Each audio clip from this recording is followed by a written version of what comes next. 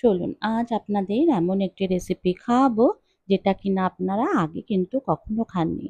হ্যাঁ বন্ধুরা, এটা কিন্তু কোনো মিষ্টি নয়। এটা একদম ব্রেডের রেসিপি, তাও আবার আলু দিয়ে, কিন্তু সেটা হবে একটু ইউনিক। তো দেখুন আমি কিভাবে রেসিপিটা বানিয়েছি।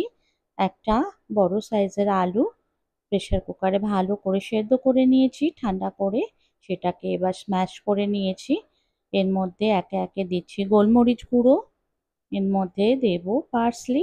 আমার কাছে ড্রাই পার্সলি আছে, আপনাদের কাছে যদি ফ্রেশ পার্সলি থাকে সেটাও অ্যাড করতে পারেন।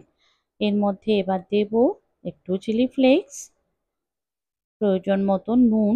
যদিও আলুটা সেদ্ধ করার সময় আমি কিন্তু অল্প একটু নুন দিয়েছিলাম, তাও নুন অ্যাড করছি, একটু লাগবে। খুব ভালো করে মিক্স আপ করে নিচ্ছি। চ্যানেলে নতুন হয়ে থাকলে অবশ্যই চ্যানেলটা সাবস্ক্রাইব করবেন, লাইক কমেন্ট শেয়ার করবেন আর বেল বাটনটা অবশ্যই প্রেস করবেন। তো আলু তো আমার হয়ে গেছে রেডি।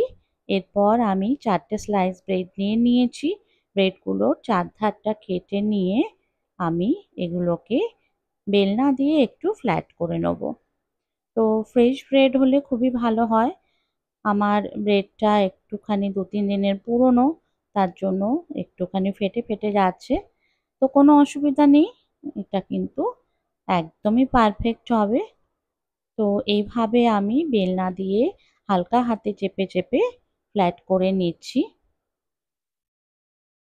মজাদার একটা রেসিপি, বাচ্চাদের কিন্তু দারুণ পছন্দ হবে। তো ব্রেডগুলো আমি করে নিয়েছি।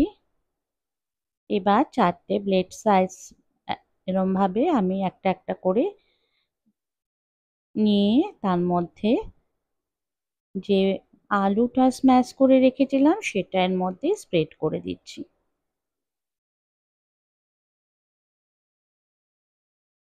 আপনারা হয়তো ভাবছেন যে এটা দিয়ে আমি স্যান্ডউইচ বানাবো বা কিছু, একদমই নয়। এটার যেটা মজাদার পার্ট সেটা হচ্ছে এখনই দেখতে পারবেন কি করব আমি। তো আলুটা স্প্রেড করে নেওয়ার পর এর মধ্যে একে একে আমি একটা করে সসেজেস অ্যাড করছি।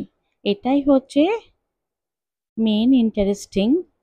এভাবে সসেজেস দিয়ে কখনো ব্রেডটাকে রোল করে ফ্রাই করে খেয়ে দেখবেন, অসাধারণ লাগে। তো ব্রেডগুলো এবার আমি গোল গোল করে পেঁচিয়ে দিয়ে তারপর এগুলোকে আমি প্রথমে ডিমের গোলায় চোবাবো, তারপরে ব্রেড ক্রাম্পে ভালো করে কোট করে নিয়ে ফ্রাই করব। তো দেখতে পাচ্ছেন এক এক করে আমি ব্রেডগুলোকে রেডি করে নিচ্ছি। ঠিক এভাবে আপনারাও করে নেবেন। তো ফেটে গেলে কোনো ভয় পাওয়ার কিছু নেই, মনে করবেন না যেন খারাপ হবে, একদম কিন্তু পারফেক্টই হবে। তো একটা ডিম এবার ফাটিয়ে নিচ্ছি, অল্প একটু নুন দিয়ে জাস্ট বিট করে নেব।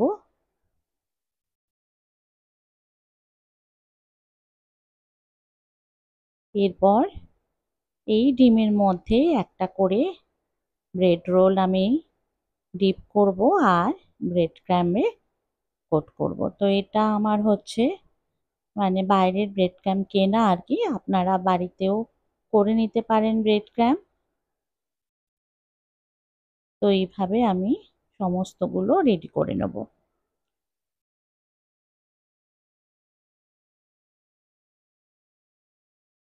দেখতে পাচ্ছেন কত সুন্দর দেখতে হয়েছে। রেডি। একটা একটা করে 4টেই আমি রেডি করে নিয়েছি। কি মনে হচ্ছে, একটু কি মনে হচ্ছে এটা ব্রেডে করা? দেখুন মনে হচ্ছে পুরো মিষ্টি সাজানো রয়েছে, তাই না? তো এগুলোকে এবার একটু ফ্রিজারে রাখবো, 1/2 ঘন্টা মতন রেস্টে রাখলে এসব ফ্রাই খুব ভালো হয় আর কি। তো 1/2 ঘন্টা বাদে ফিরে এসে আমি দেখুন এবার গ্যাসে প্যান বসিয়ে দিয়েছি, দিয়ে সাদা তেলে মিডিয়াম হট এটা আর কি খুব বেশি আঁচে কিন্তু এটা ভাজা যাবে না। আর আমি যেহেতু শ্যালো ফ্রাই করছি সেহেতু এটা কিন্তু মিডিয়াম আঁচেই ভাজছি। ধৈর্য ধরে এটাকে ভাজতে হবে। তো দেখুন এভাবে একটা একটা করে এই যে আমার হয়ে গেছে, আমি তুলে নিয়েছি। খুব বেশি আঁচে ভাজলে ভেতরটা কিন্তু কাঁচা থেকে যাবে, খেতে ভালো লাগবে না। তো আগের দুটো রেডি হয়ে গেছে, এবার এই দুটো আমার হয়ে গেছে, এক পিঠ আর এক পিঠ উল্টে দিলেই রেডি হয়ে যাবে।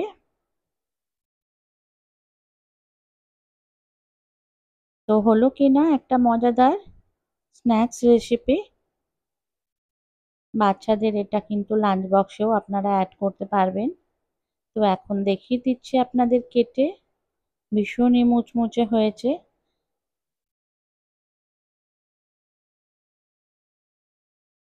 এই যে দেখুন, একটা ইন্টারেস্টিং ব্যাপার, কত সুন্দর দেখতে লাগছে ভেতরটা। তো বন্ধুরা, ভিডিওটা কেমন লাগলো জানাতে কিন্তু ভুলবেন না। আজ তাহলে রাখছি, দেখা হবে নতুন কোনো ভিডিওতে। ততক্ষণ ভালো থাকবেন, সুস্থ থাকবেন।